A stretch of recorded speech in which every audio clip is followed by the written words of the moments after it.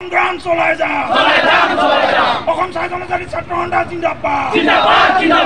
Assam time ছাত্ৰ সন্থা জিন্দাবাদ আদিবাসী ছাত্ৰ সন্থা জিন্দাবাদ যুৱ মঞ্চ জিন্দাবাদ সংগ্ৰাম চলিছে সংগ্ৰাম চলিছে চিণ্ডিকেট বন্ধ নোহোৱালৈকে সংগ্ৰাম চলাই যাওঁ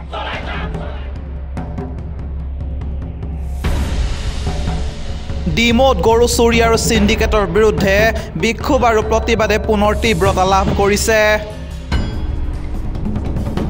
ডিমৌৰ জাতীয় জনগোষ্ঠীয় দলসহ 5 সংগঠনে ডিমৌ আৰক্ষী থানা ঘেৰাও কৰি প্ৰতিবাদ সাব্যস্ত কৰে ডিমৌ ৰাজমাই আৰু গজালিৰ পৰা যোৱা সপ্তাহত 4খনকৈ গৰু ভৰ্তি কৰা বলেৰো বাহন জব্দ কৰি ডিমৌ আৰক্ষীক গতাই দিয়া হৈছিল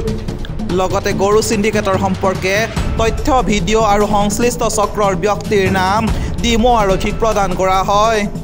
তথাপি জড়িত সিন্ডিকেট চক্ৰক আটক কৰিবলৈ আৰক্ষীৰ ব্যৰ্থতাই স্থানীয় ৰাইজ আৰু সংগঠনৰ ক্ষোভ বৃদ্ধি কৰিছে প্ৰতিবাদকাৰীসকলে ডিমৌ আৰক্ষী মুৰ্দাবাদ বিজেপি চৰকাৰ মুৰ্দাবাদ হিমন্ত বিশ্ব শৰ্মা মুৰ্দাবাদ গৰু সিন্ডিকেট বন্ধ কৰক আদি শ্লোগানেৰে ডিমৌ আৰক্ষী থানাৰ চৌপাশ উত্তাল কৰি তোলে সংগঠনে দাবী জনায় যে গৰু চুৰি আৰু সিন্ডিকেটৰ লগত জড়িতসকলক 24 ঘণ্টাৰ ভিতৰত গ্ৰেপ্তাৰ কৰিব লাগিব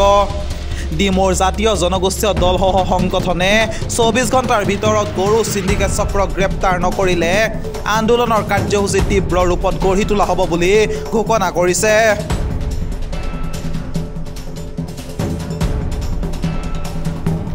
স্থানীয় ৰাইজৰ অভিযোগ মতে ডিমৌ ৰাজমাই অঞ্চলত গৰু সিন্ডিকেট এটা সুসংগঠিত মাফিয়াই সক্ৰিয় ৰূপত কাম কৰি আছে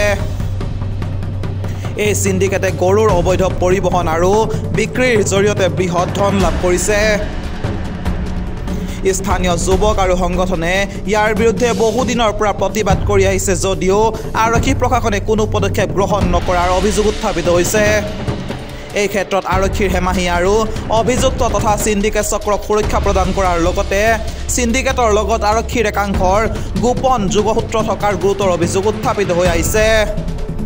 স্থানীয় ৰাইজৰ লগতে দল সংগঠনৰ ধাৰাবাহিক আন্দোলনৰ ফলত আৰক্ষী প্ৰশাসনে কি ধৰণৰ কাৰ্যকৰী পদক্ষেপ গ্ৰহণ কৰিব সেয়া লক্ষণীয় হৈ পৰিছে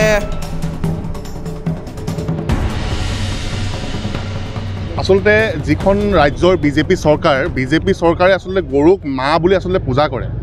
আই বুলি পূজা কৰে সেই আই আৰু মা পূজা কৰা বিজেপি চৰকাৰৰ আমোলাতে আসলতে এই যে গৰুৰ এনে ধৰণৰ সৰবৰাহ এনে ধৰণৰ সিন্ডিকেট আসলতে গঢ় লৈ উঠিছে ইয়াতকৈ দুৰ্ভাগ্যজনক বিষয় চাগে মুখ্যমন্ত্ৰী হিমন্ত বিশ্ব শৰ্মাৰ বাবে আৰু একো হ'ব নোৱাৰে এই বিজেপি চৰকাৰ দিনতে কয়লাৰ সিন্ডিকেট এই বিজেপি চৰকাৰ দিনতে সুপাৰীৰ সিন্ডিকেট আৰু সিন্ডিকেট হ'বলৈ বাকী আছেগৈ কি এটা ছাগলী হাঁহ গৰু আপোনাৰ কুকুৰা এইকেইটা সিন্ডিকেট হ'বলৈ বাকী আছেগৈ ই অতি দুৰ্ভাগ্যজনক আৰু আচলতে ধিক্কাৰজনক ঘটনা আৰু এটা কথা আজি আমি টাই আহোম ছাত্ৰ সন্থাৰ ডিমৌৰ আমাৰ স্থানীয় গোটেইকেইটা সংগঠনে আমি আজি ডিমৌ থানা আজি ঘেৰাও কৰিবলগীয়া হৈছে কি কাৰণে ঘেৰাও কৰিবলগীয়া হৈছে কিয়নো সিন্ডিকেট চক্ৰই পইচা তুলি থকা অৱস্থাত স্থানীয় যুৱকে আটক কৰি তেওঁলোকৰ গাড়ীসমূহ ধৰাই পেলাই ইয়াত এজাহাৰ দাখিল কৰিছিলে কিন্তু এজাহাৰ দাখিল কৰাৰ পিছতো এই পৰ্যন্ত কিন্তু সিন্ডিকেট চক্ৰৰ যি দুজনৰ নাম দিছিলে আজিলৈকে তেওঁলোকে আটক নকৰিলে আৰু তেওঁলোকে এতিয়া বৰঞ্চ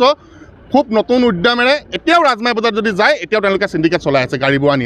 আৰু এইটো এটা কি ধৰণৰ আচৰিত ধৰণৰ বিষয় যে বৰডুমচা বজাৰৰ পৰা যদি গৰু যদি গাড়ীত আহি পেলাই যদি পাৰ হয় নগাঁৱলৈ যায় বা ক'বলৈ যায় ৰাজমাই নগৰ ৰৈ থকাৰ কি কথা আছে মানে নীতি নিয়ম অনুসৰি বৰডুমচা বজাৰৰ তাত থকা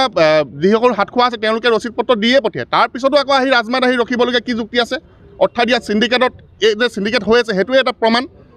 গতিকে আমি আজি এটা কথা স্পষ্টকৈ আমি আজি এই আন্দোলনৰ যোগেদি জনাই দিব বিচাৰিছোঁ যে এই ধৰণৰ সিন্ডিকেট কাৰ্য এই ধৰণৰ গুণ্ডাগিৰি দাদাগিৰি এই কথাবোৰ আৰু সহ্য কৰি থকা নহ'ব ইতিমধ্যে এয়া আমাৰ 3 নম্বৰ কাৰ্যসূচী এই 3 নম্বৰ কাৰ্যসূচীৰ যোগেদি পুনৰবাৰ আজি আমি স্পষ্টকৈ জনাব বিচাৰিছোঁ যে আগন্তুক দিনত যদি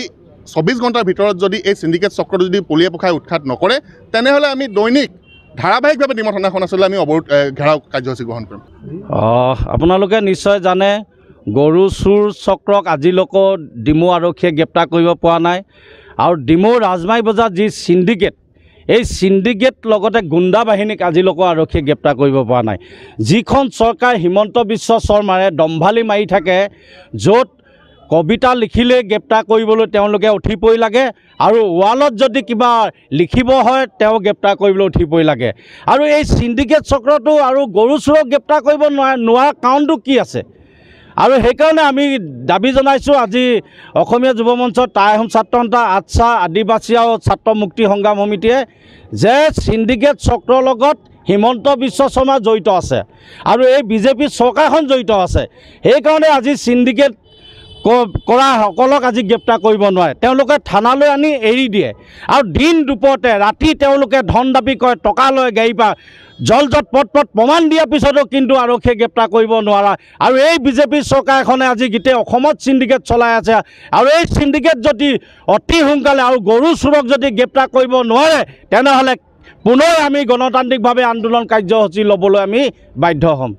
চাওক, এটা কথা ইয়াৰ আমি পূৰ্বেও এটা কথা কৈছিলোঁ যে গৰু সিন্ডিকেটটো গৰু চোৰসমূহৰ চুৰ কৰা গৰুবোৰ লিগেলাইজ কৰা একমাত্ৰ স্থলটোৱে হৈছে ৰাজমাই গৰু সিন্ডিকেট।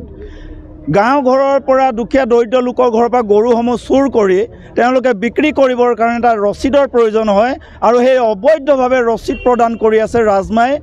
পশু যিটো বজাৰ আছে সেই বজাৰৰ একাংশ সিন্ডিকেটে। আজি তিনিচুকীয়া, বৰডুমচা, সোণোৱাল বা বজাৰৰ পৰা যিসমূহ গৰু আহে সেই গৰুবোৰৰ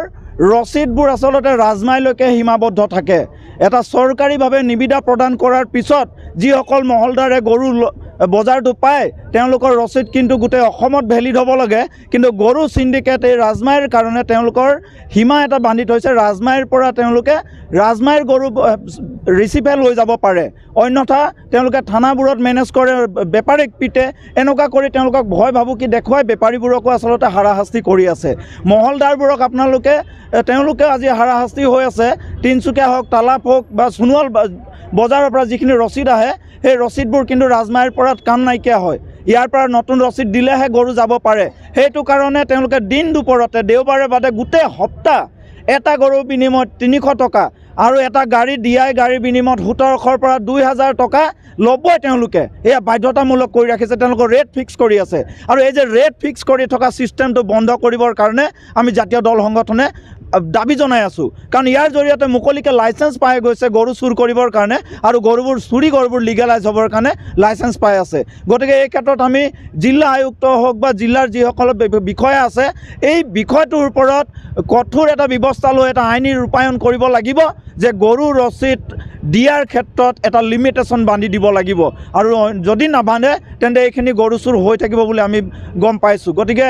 পুনৰবাৰ আমাৰ জিলা আয়ুক্ত, অসমৰ মাননীয় গো মাতাৰ ৰক্ষক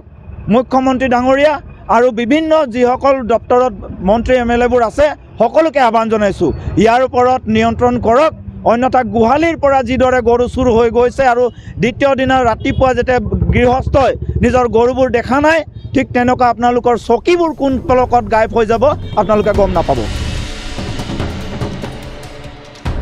শিৱসাগৰৰ পৰা পৰিদাল report, news 12 Assam north east.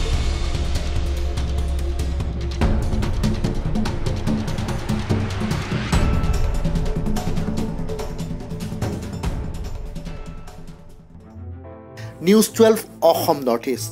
যাত্ৰা আমাৰ অবিৰত, সংকল্প অপ্ৰতিৰোধ্য।